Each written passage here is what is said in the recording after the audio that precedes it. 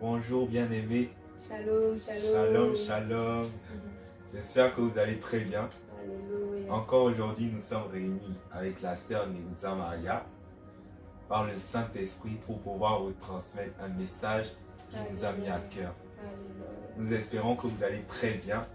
Et aujourd'hui, nous allons aborder un thème en particulier, Yes. le thème de la distraction. Alléluia. Alors, pour toi, ma sœur, c'est quoi la distraction? Alors la distraction, si je peux le définir, la distraction c'est lorsque tu passes du temps à faire quelque chose qui devrait moins dominer sur ta vie. Dans le sens que lorsque on va te donner un exemple, c'est comme si tu avais un examen et justement cet examen, il va se passer on va dire d'ici 3 jours. Mais tu passes ton temps en train de regarder la télé, en train de regarder les réseaux sociaux par exemple avec tes amis. Et à ce moment-là, tu te dis, c'est pas grave, je vais réviser après. D'abord, laisse-moi regarder ma série sur Netflix et après, je prendrai ce temps de réviser. C'est la même chose avec la même définition que je viens de donner. La Amen. distraction, c'est vraiment lorsque tu passes du temps à faire quelque chose qui devait moins compter dans ta vie, au lieu de faire quelque chose en fait qui devait être la priorité pour toi. Amen. C'est voilà comment je vois la distraction. C'est exactement ça, ma sœur. Amen. La distraction, c'est vraiment Yes. lorsque vous regardez d'autres choses qui seraient moins utiles, alors que vous avez la capacité de vous concentrer, voire vous centrer sur des choses plus importantes pour Yes. votre vie. Et comme nous dit dans Matthieu 26, 41, veillez et priez en tout temps, Yes. afin que vous ne tombiez pas dans la tentation. Amen. L'esprit est bien disposé, mais la chair est faible. Mm. En fait, c'est exactement, je suppose que vous connaissez ce que c'est que la veilleuse. Yes. Lorsque vous voulez vous coucher le soir, la veilleuse, c'est la dernière lumière que vous allumez, que vous éteignez.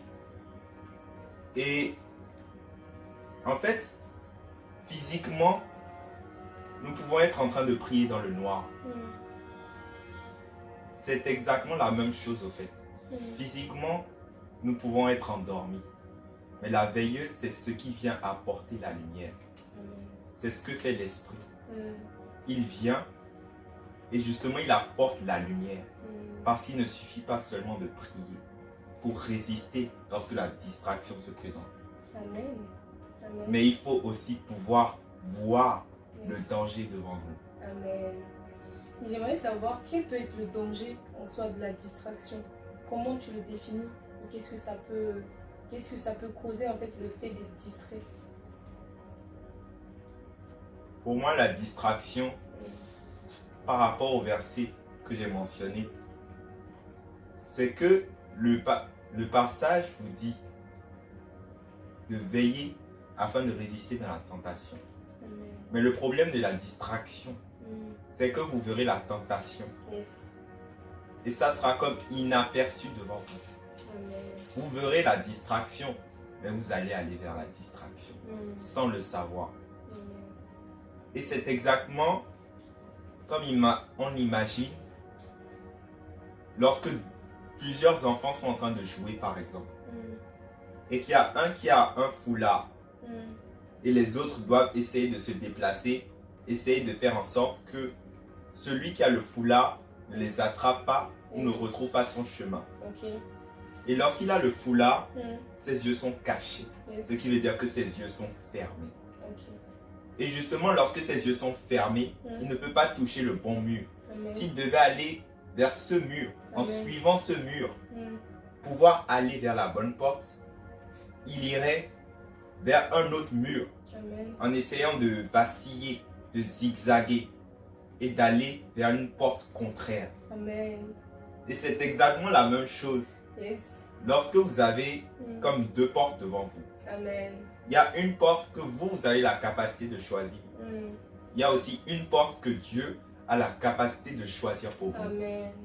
Il y a une porte qui est tellement belle, couverte de roseaux, couverte de fleurs, couverte de vraiment de choses magnifiques qui embellissent ta porte. Amen. Il y a une autre qui est méprisable. Yes. Vous vous disiez que cette maison, elle est horrible à regarder. Alléluia. Et vos yeux physiques vous disent, allez vers cette porte où tout a l'air beau. Yes. Mais le problème, c'est que le Seigneur, lui, Amen. vous dit, allez vers la porte Alléluia. la plus méprisable. Amen. Parce que lorsque vous allez derrière cette porte, vous vous rendez compte qu'il y a des bénédictions supérieures à Amen. l'autre porte. Amen. C'est exactement ça avec la distraction. Amen. En fait, la distraction, c'est de ne pas regarder aux yeux physiques, Yes. mais c'est de regarder la grâce, la gloire qui arrive après. Alléluia. Alléluia. Alléluia. Comme l'a dit notre frère, c'est exactement ça en fait. La distraction, en tant qu'enfant de Dieu, nous devons vraiment veiller à la distraction. Parce que Amen. c'est pendant la distraction en fait que l'ennemi érode. Parce que plus tu passes du temps à faire des choses que tu crois être utiles pour toi, tandis que tu as des choses très importantes que tu devais faire, mais que tu passes moins de temps, c'est là en fait où il y a le danger. D'ailleurs, j'aimerais simplement que la Bible nous parle des 10 vierges en fait.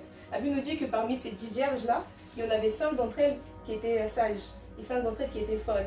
Mais la seule différence qu'il y avait parmi elles en fait, c'est qu'il y en avait 5 qui possédaient l'huile et d'autres qui ne possédaient pas.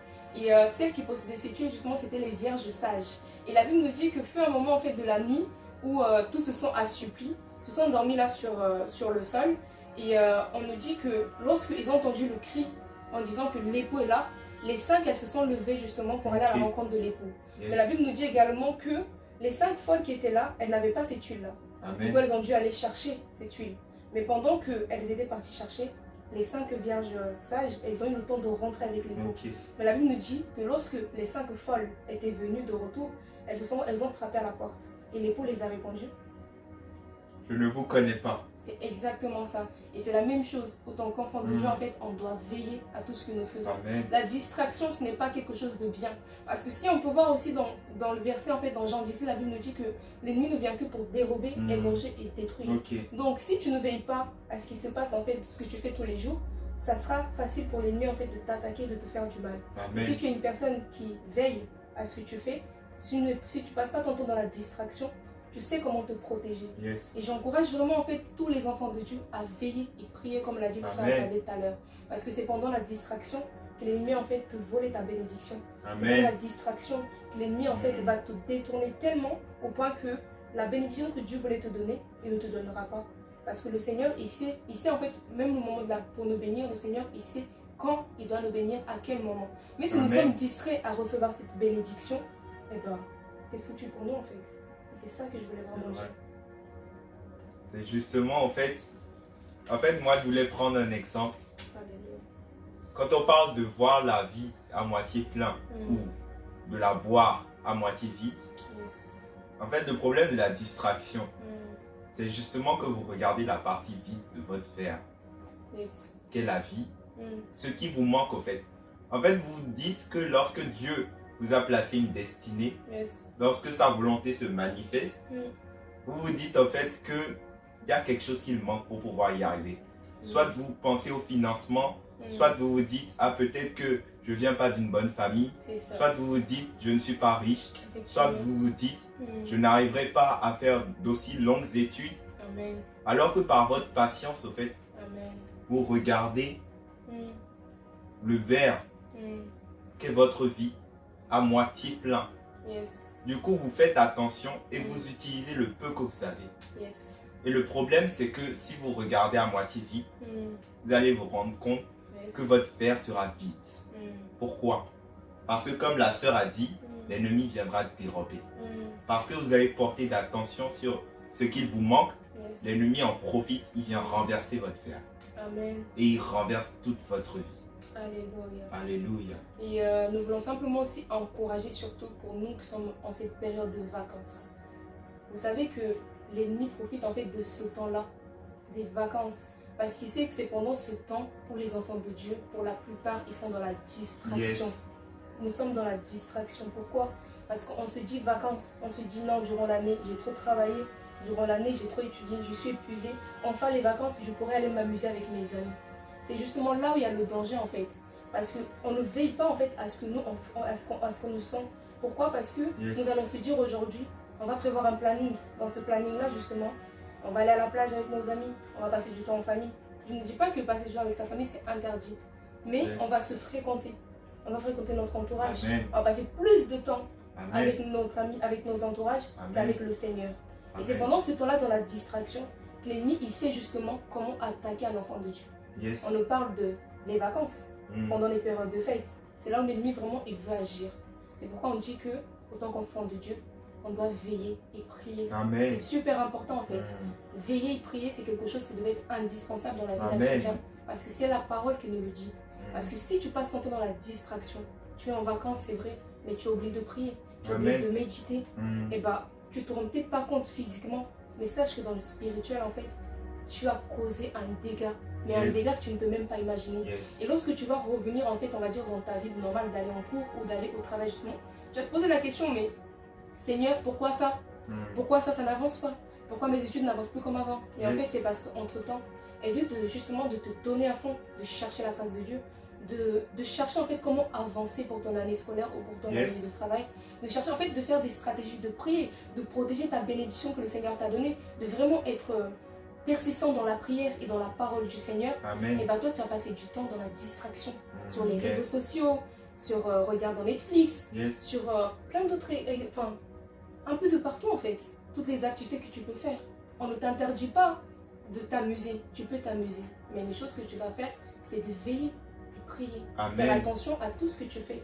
C'est simplement en veillant, Bradley, que tu vas réussir en fait à vaincre l'ennemi. Mais si tu passes ton temps en étant distrait, sache que même ta bénédiction, la bénédiction que le Seigneur voulait te donner, tu risques de la perdre à cause de la distraction. D'ailleurs, on nous parle dans Proverbe 10, verset 5. Dans Proverbe 10, verset 5, la parole nous dit, celui qui moissonne pendant l'été est un fils avisé. Alléluia. Celui qui dort pendant la moisson est un fils qui fait honte. Donc, celui qui dort pendant que l'autre est en train de moissonner fait honte. Pourquoi? Parce qu'il ne fait pas comme l'autre doit apporter au Père. Alléluia. Il ne fait pas comme l'autre doit apporter à Dieu. Et celui qui moissonne, il est prudent. C'est-à-dire qu'il prévoit le danger. En fait, il n'attend pas que le danger arrive, que la distraction arrive avant d'agir. Mais il prévient la distraction et se met à agir pour se dire que lorsqu'elle viendra, j'aurai au moins des ressources.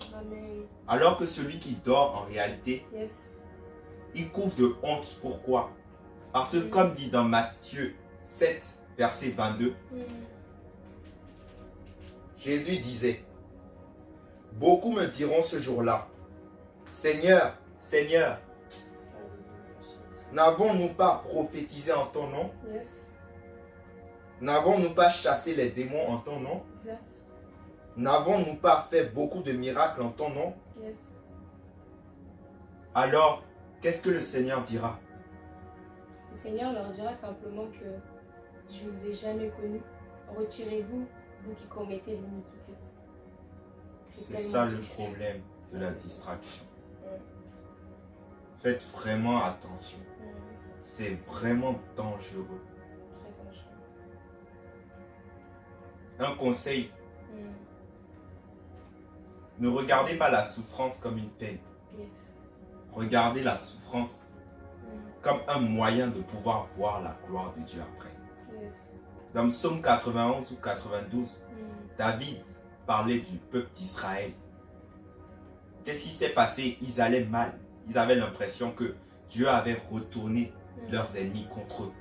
Mais c'était faux. Parce qu'après, nous voyons que la gloire venait se manifester. Et que le peuple à nouveau reprenait son autorité. Donc faites vraiment attention à la distraction.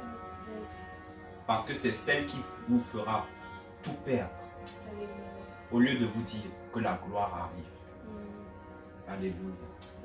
Amen. En tout cas, sur ce, demeurez bénis, mes chers frères et sœurs. Alléluia. Alléluia. C'était le cri d'Agar.